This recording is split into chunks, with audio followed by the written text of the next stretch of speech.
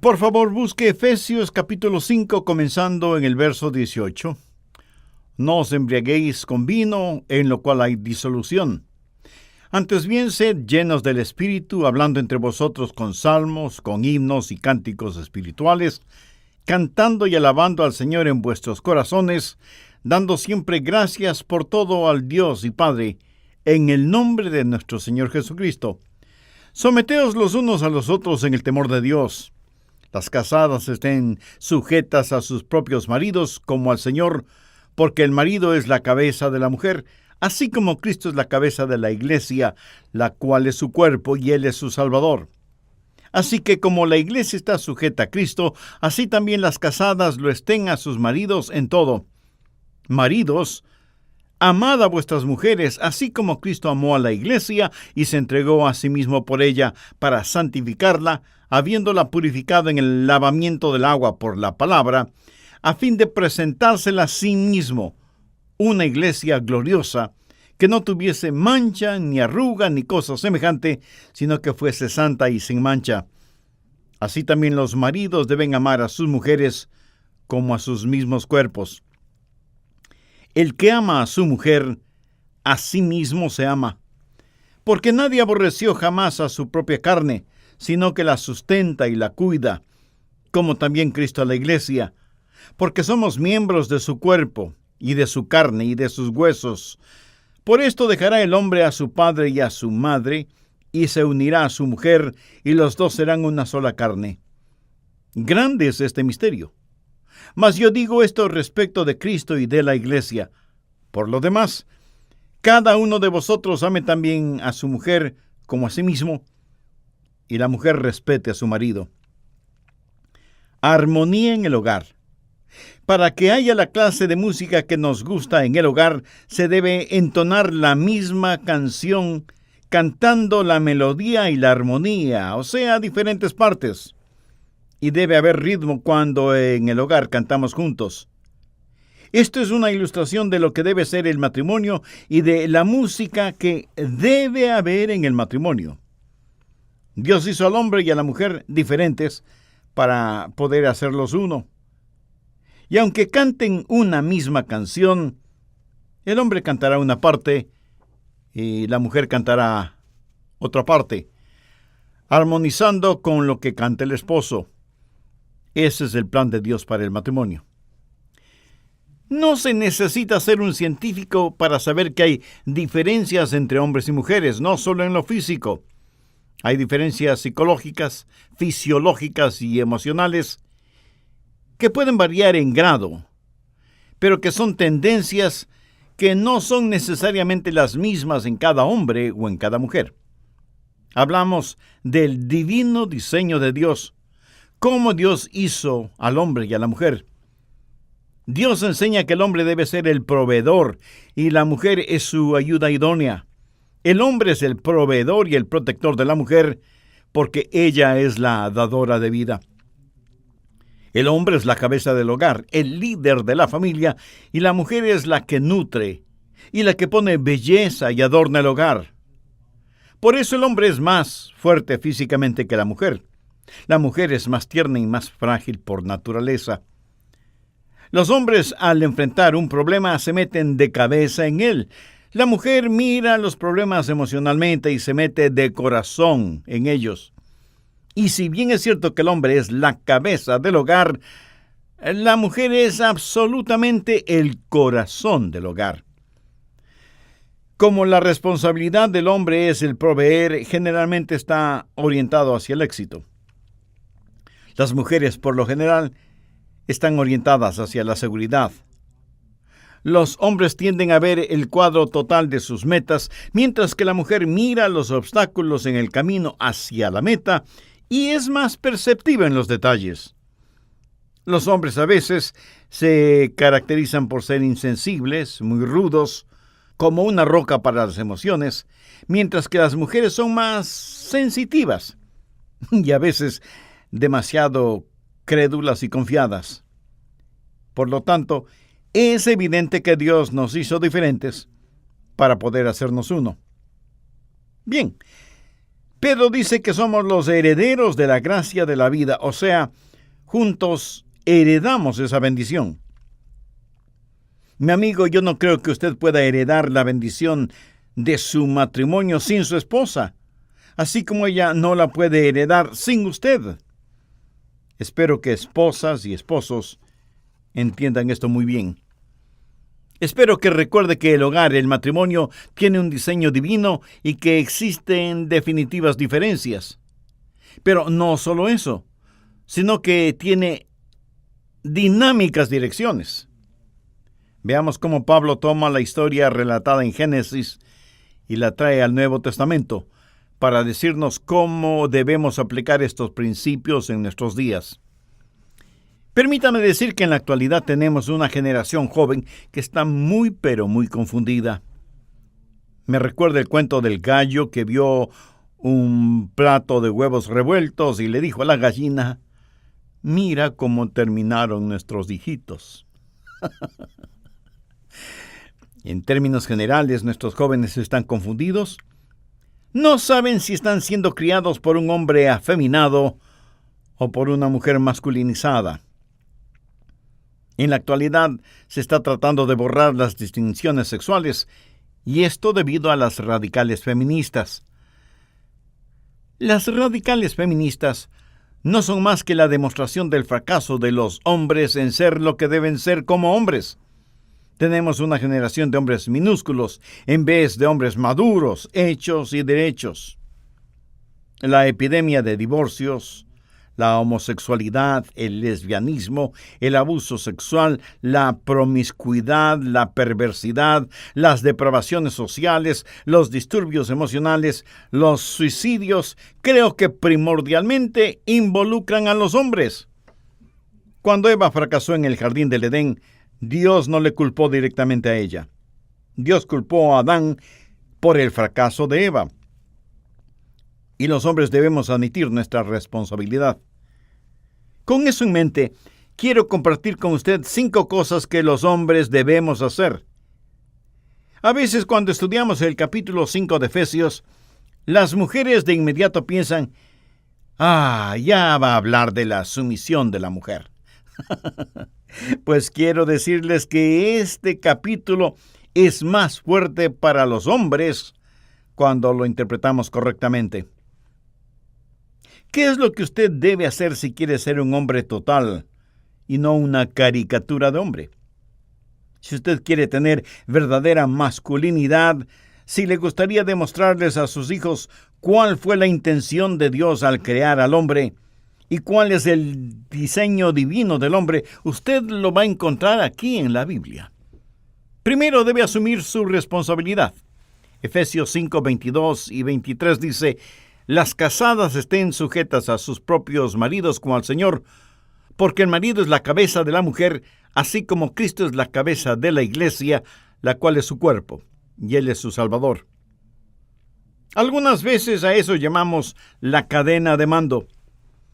Pero la cadena de mando no es la mejor forma de describirlo.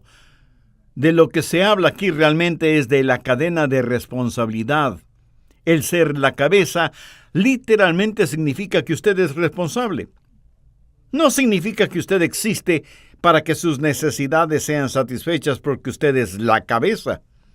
Significa que usted existe para satisfacer o suplir para las necesidades de los demás.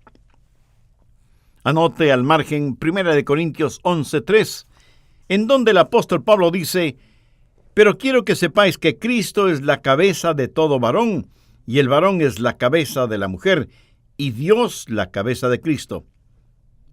El gran problema en estos días es que hay muchos hombres que no han asumido la responsabilidad que les corresponde y quieren ejercitar el liderazgo, pero sin ninguna responsabilidad. Ahora, cuando se le dice a la mujer que debe estar sujeta a su marido, significa que ella espera y confía en él, no que ella sea su esclava. Y ella está ahí para que su esposo supla para sus necesidades básicas. El hecho de que ella se someta a usted, mi amigo, significa que usted tiene la responsabilidad de cuidar de ella y su liderazgo debe ser un liderazgo servicial. La sumisión de la mujer no significa de ninguna manera inferioridad. El diablo ha hecho circular la creencia de que si una mujer se somete a su marido es inferior. Esa es una mentira nacida en el corazón del padre de las mentiras. En Filipenses 2, desde el verso 6, Pablo, refiriéndose al Señor Jesucristo, dice: el cual, siendo en forma de Dios, no estimó el ser igual a Dios como cosa a que aferrarse, sino que se despojó a sí mismo, tomando forma de siervo, hecho semejante a los hombres, y estando en la condición de hombre, se humilló a sí mismo, haciéndose obediente hasta la muerte, y muerte de cruz. Por lo cual, Dios también lo exaltó hasta lo sumo.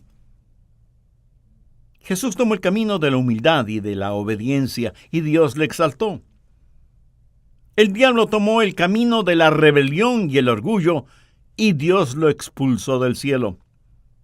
Escúcheme, nunca nos parecemos más a Jesús que cuando tenemos un espíritu de sumisión, y siempre seremos más como el diablo cuando tenemos un espíritu de rebelión. Sumisión no es inferioridad. Jesús, por ser sumiso al Padre, de ninguna manera es inferior al Padre. Si Dios el Padre es la cabeza de Cristo, el Hijo, ¿le hace al Hijo inferior al Padre? De ninguna manera. Dios Padre, Hijo y Espíritu Santo son lo mismo de iguales y lo mismo de eternos. Es pura blasfemia y una distorsión de una básica doctrina cristiana el decir que hay niveles de inferioridad en la Trinidad. La esposa no es inferior cuando está en sumisión a su esposo. La sumisión cristiana es sencillamente el que dos iguales se sometan voluntariamente el uno al otro para que Cristo pueda ser glorificado. Mucho se habla de que el matrimonio es como una sociedad, pero esa no es la mejor forma de describirlo. Un notable consejero matrimonial cristiano, al hablar de el rol del hombre en la familia, dice: al pensar en la familia, no vea a esposo y esposa como socios, porque en una sociedad, en realidad, no existe una cabeza. Lo que se tiene son decisiones hechas por medio de votos, y la decisión que tiene el mayor número de votos es la decisión válida para la corporación. La analogía que mejor cuadra para marido y mujer es equipo. Los dos forman un equipo, pequeño, cierto es, pero equipo al fin. En cualquier equipo siempre habrá un capitán y un entrenador o director técnico. Por lo general, es el entrenador el que determina el plan de juego, no necesariamente el capitán del equipo. ¿Significa esto que el marido es superior a la mujer? No. Sencillamente es el capitán, siguiendo las instrucciones de su entrenador. En esta analogía, el Espíritu Santo es el entrenador y las instrucciones están en la palabra de Dios. El matrimonio es como un equipo y eso no significa que el hombre sea más competente que la mujer.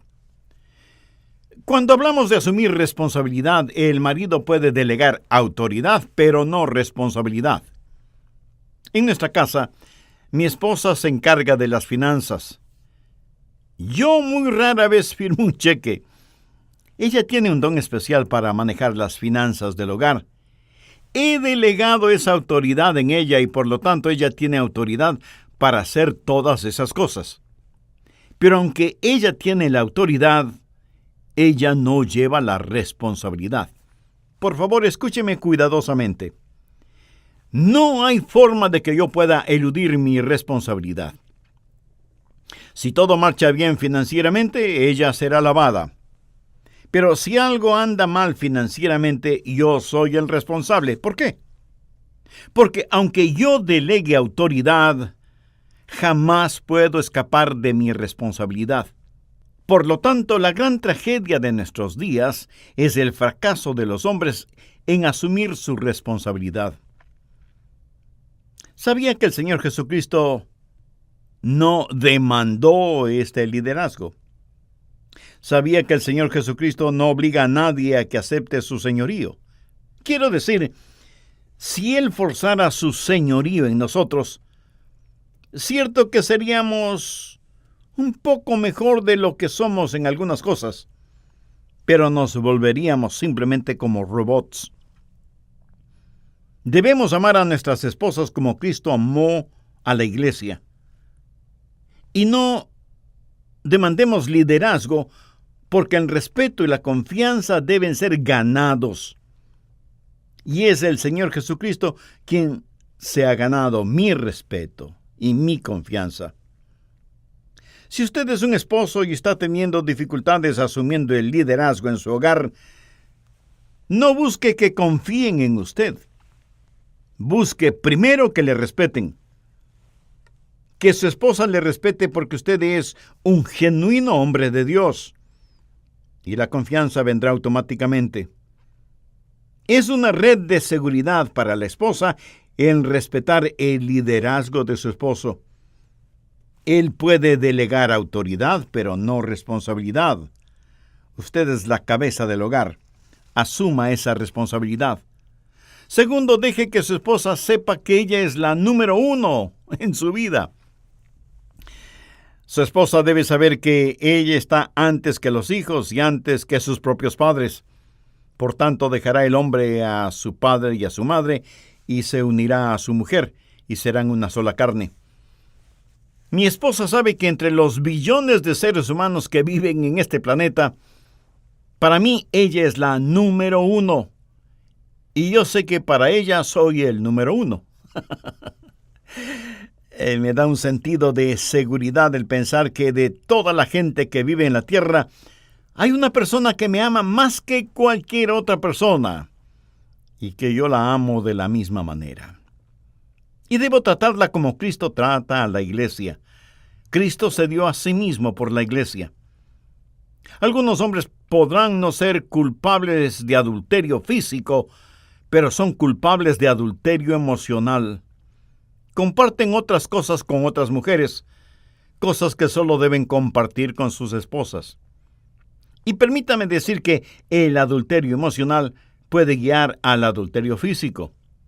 Y aunque eso no llegue a suceder, el adulterio emocional es un crimen y un serio pecado contra Dios y su esposa.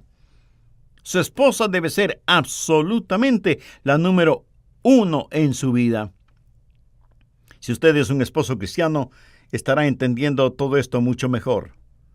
Si no lo es, estará luchando con su machismo, que no le permite ver el plan divino de Dios para el hogar. Tercero, proteja a su esposa de traumas emocionales. Efesios 5, 26 y 27. Para santificarla, habiéndola purificado en el lavamiento del agua por la palabra, a fin de presentársela a sí mismo, una iglesia gloriosa, que no tuviese mancha, ni arruga, ni cosa semejante, sino que fuese santa y sin mancha. De esa manera deben amar los maridos a sus mujeres. Eso significa que usted debe protegerla de traumas emocionales y daños. Amigo, es su trabajo y su responsabilidad. Es su trabajo el ver, vigilar que nada manche a su esposa, ni que sea usted mismo quien bote basura emocional o intelectual sobre ella. Después de un día de trabajo, no llegue por la noche a descargar cosas sobre su esposa que pueden ser abrumadoras para ella. En esto hay que ser cuidadosos, porque ella quiere que usted comparta con ella sus inquietudes diarias. Ella quiere saber qué le preocupa, porque quiere llorar con usted, suspirar con usted y brindarle la ternura que solamente una esposa puede brindar. Haga que el final del día sea el tiempo más valioso entre usted y su esposa. Si yo llego a la casa y voy directamente a mi oficina o directamente a leer el periódico o ver la televisión, le he fallado a mi esposa. Cuando llego a casa, de inmediato busco a mi esposa. La abrazo prolongada y fuertemente y le digo que le amo. Eso es muy importante. Esos primeros minutos que le dedico a ella, tan pronto llego a casa, le están diciendo que ella es la número 1 en todo el mundo. No llego a casa para derramar sobre mi esposa basura emocional, sino para ver en qué puedo ayudarle, para presentármela a mí mismo, sin mancha. Pero Pablo también menciona ni arruga. Y esa es una palabra interesante. Denota una especie de herida interna, un trauma que literalmente se presenta a veces en el rostro. No hablo de las arrugas normales que todos tenemos o tendremos, o de las patitas de gallo o de gallina al lado de los ojos. Hablo del trauma que a veces llega a la vida de una mujer que ha vivido con un hombre que no ha cumplido con su responsabilidad y no la ha amado como debería haberla amado. En sus rostros usted puede ver el trauma que viven, y no solo el trauma, sino el dolor emocional que viven. Alguien ha sugerido que a los 20 años de edad una mujer tiene el rostro que Dios le ha dado. A los 30 años tiene el rostro hecho posible por medio de cosméticos. A los 40 años tiene el rostro que un masajista y un estilista de pelo le dan. A los 50 años tiene el rostro que refleja la forma en que su esposo lo ha tratado. Y de allí en adelante tiene el rostro que ella quiere tener. El marido está para proteger a su mujer. El deber que Dios nos ha dado, y hablo directamente a los hombres, a los esposos, es hacer de nuestras esposas más radiantes, hermosas, cristianas, sin mancha ni arruga, emocional o espiritualmente hablando. Cuarto, haga que su esposa se sienta segura. Veamos Efesios 5:29. Porque nadie aborreció jamás a su propia carne, sino que la sustenta y la cuida. La palabra sustentar significa alimentar, nutrir. Cuando usted tiene hambre, quiere comer. Cuando tiene sed, quiere beber. Usted quiere satisfacer sus necesidades. Como esposo, es su responsabilidad el proveer el alimento físico, psicológico, emocional y espiritual que su esposa necesita para crecer. Usted debe nutrirla, ayudarle a crecer. Pero no solo la sustenta, sino que la cuida. Y esta palabra cuidar, en el original literalmente significa abrigar con calor humano. Una buena ilustración de esto es una gallina empollando huevos. Y cuando está empollando, nada ni nadie podrá hacer que abandone su labor. Y estará empollando esos huevos hasta que los pollitos nazcan. Lo que ella está haciendo es abrigando con el calor de su cuerpo los huevos. No es cuestión de simplemente romper la cáscara. Es necesario el calor del cuerpo de la gallina para lograr el objetivo final, que los pollitos nazcan. Maridos, ¿sabían que nuestras esposas necesitan sentirse abrazadas y abrigadas por el calor de nuestro cuerpo? Sustente y cuide a su esposa. Escuché de una mujer que sufrió un ataque parcial de catalepsia. La llevaron donde un psiquiatra y él no conseguía hacerla reaccionar. Finalmente se le ocurrió una idea. Abrazó de frente a la mujer y le dio un prolongado beso en la boca, y unos segundos después ella respiró y salió de su estado cataléptico. La vida regresó a su rostro, adornado ahora con una feliz sonrisa. El psiquiatra, complacido por el resultado de su tratamiento, le dijo al esposo de la mujer: «Amigo, eso es lo que su esposa necesita cada día». Y el hombre contestó: «Oh, gracias, doctor. Entonces la puedo traer todos los días a esta misma hora». Ay, hombres, necesitamos entender lo que significa abrigar con calor humano a nuestras esposas. Ahora, permítame decirle que es el esposo el que debe tomar la iniciativa. Pablo dice que debemos amar a nuestras esposas. ¿Cómo? Como Cristo amó a la iglesia. Piense en eso. ¿Quién tomó la iniciativa?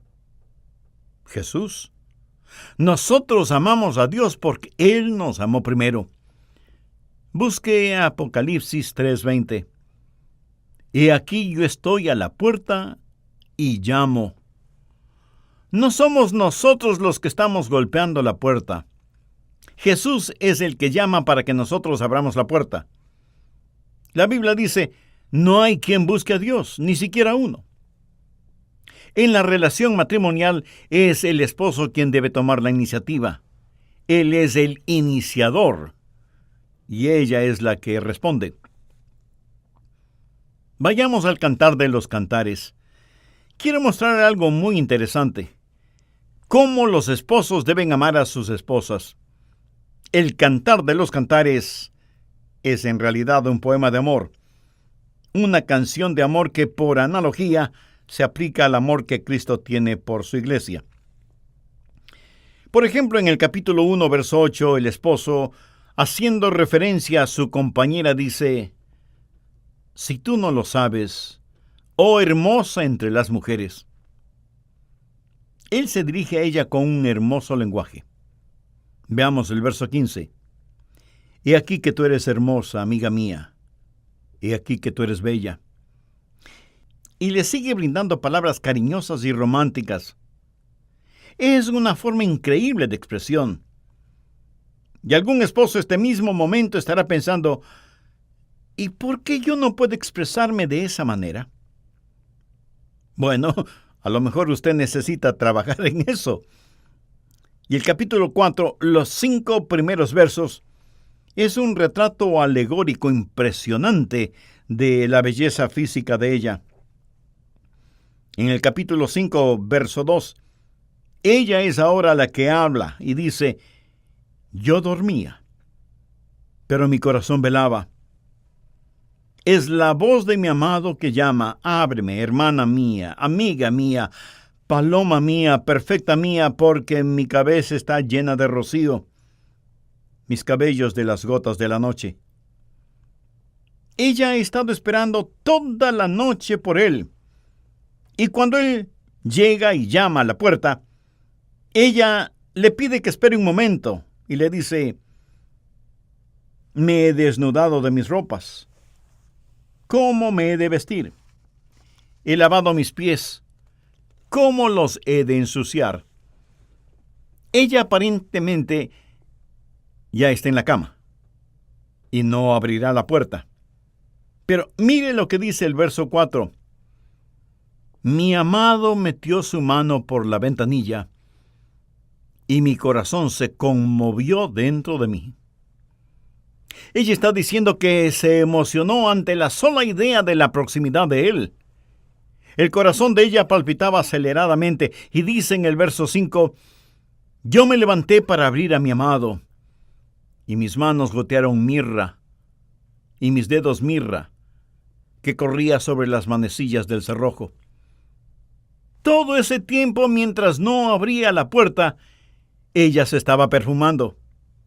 Y no es que no quería abrir la puerta, sino que con la espera, ella quería que él la anhelara más.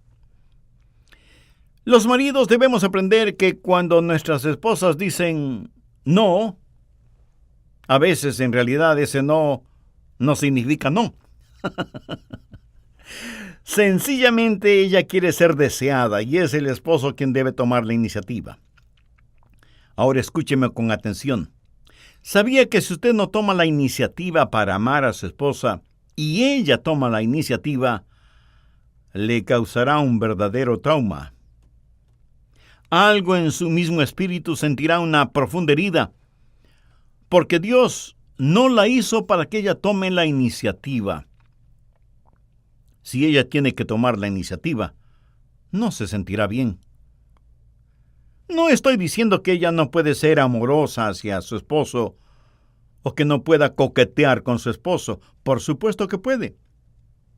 Pero si es que en el concepto total del matrimonio ella tiene que tomar la iniciativa, hay algo vitalmente equivocado en esa relación. Busque Proverbios 7. Recuerde que los maridos deben amar a sus mujeres como Cristo amó a la iglesia. Cristo tomó la iniciativa. ¿Sabe usted cuál es la característica de una ramera o prostituta? Es que ella toma la iniciativa. Proverbios 7:10. Cuando he aquí, una mujer le sale al encuentro con atavío de ramera. Note que la ramera se viste de una forma particular. En la actualidad, en términos generales, los diseñadores franceses, italianos y de otros países prácticamente determinan lo que deben vestir las mujeres. Y algunas mujeres salen a la calle con vestidos que aún dentro de la casa sería vergonzoso que se los pongan. La Biblia identifica muy claramente el atavío de ramera. Y alguna mujer me dirá, pero es que quiero verme atractiva. Eso está bien. Pero ¿se ha preguntado qué es lo que trata de atraer?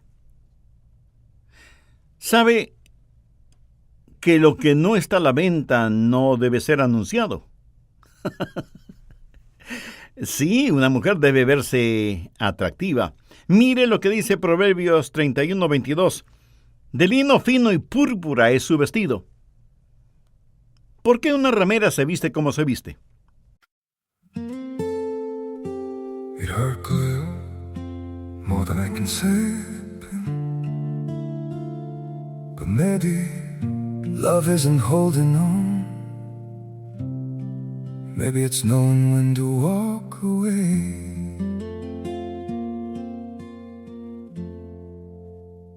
We try to hold what we're slipping through, like sand running from our hands. Every promise started losing shape. We couldn't be what we once planned. Your eyes would look right through mine, like you were already gone. We stayed too long in a fading light, trying to prove we still. It hurt good, more than I can say. But maybe love isn't holding on. Maybe it's knowing when to walk away.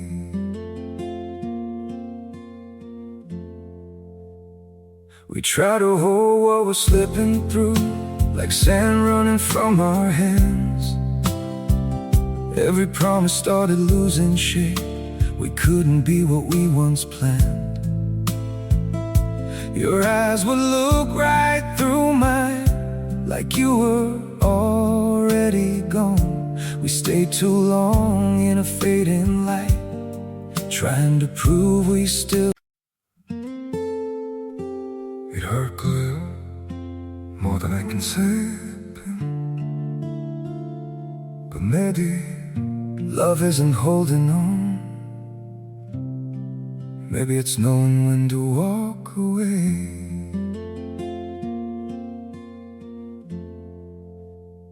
We try to hold what we're slipping through, like sand running from our hands.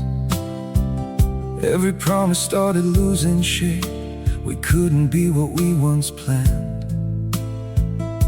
Your eyes would look right through mine, like you were already gone.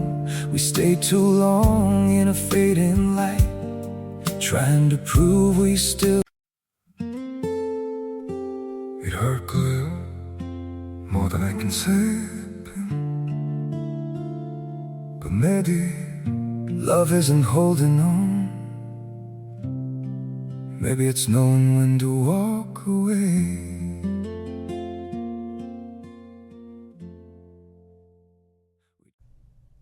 De ella, Proverbios 7:11 dice, alborotadora y rencillosa. Amiga, sea usted una señora o señorita, ¿Sabía usted que Dios no la hizo para que sea alborotadora y rencillosa? Eso destruye su feminidad. Alborotadora y rencillosa, sus pies no pueden estar en casa. Unas veces está en la calle, otras veces en las plazas, acechando por todas las esquinas. O sea, no es una mujer hogareña. Está sin protección. Camina por las calles y plazas buscando clientes que en realidad son víctimas. Y note cómo ella es la agresora. Leamos desde el verso 13. Se asió a él y le besó. Con semblante descarado le dijo: sacrificios de paz había prometido hoy y he pagado mis votos. Por tanto, he salido a encontrarte buscando diligentemente tu rostro y te he hallado. He adornado mi cama con colchas recamadas, con cordoncillos de Egipto. He perfumado mi cámara con mirra, áloes y canela. Ven, embriaguémonos de amores hasta la mañana. Alegrémonos en amores. Esa es la marca, el distintivo y la forma de actuar de una ramera. Algunos padres me han contado que en la actualidad sus hijos tienen dificultades teniendo citas con las muchachas porque ellas les dicen que si no van a ir a la cama, ¿para qué tener una cita? Eso es algo increíble. Ahora escuche, Dios demanda pureza tanto en el hombre como en la mujer. Pero actualmente vivimos en una sociedad en donde, gracias a las feministas y a los defensores de la moral relativa, las mujeres se han vuelto las iniciadoras y en muchos casos las agresoras. Pero Dios no lo planificó así. Es el hombre quien debe tomar la iniciativa. Recuerde que el hombre está orientado a alcanzar metas. Cuando se enamora seriamente, su meta es el matrimonio. Y cuando se casa, él busca otra meta. Mientras tanto, ella, que también quería casarse, pensaba que eso iba a asegurar su noviazgo eterno. Pero, como él, luego de casarse, persigue otras metas. Ella ahora se pregunta, ¿y qué pasó? Una hija conversa con su madre y le dice: mamá, mi novio está gastando mucho dinero en mí. ¿Qué me aconsejas hacer al respecto? Y su madre le responde: por experiencia te digo que así son durante el noviazgo. ¿Quieres un consejo? Cásate con él y verás cómo se terminan los regalos. La voz de la experiencia.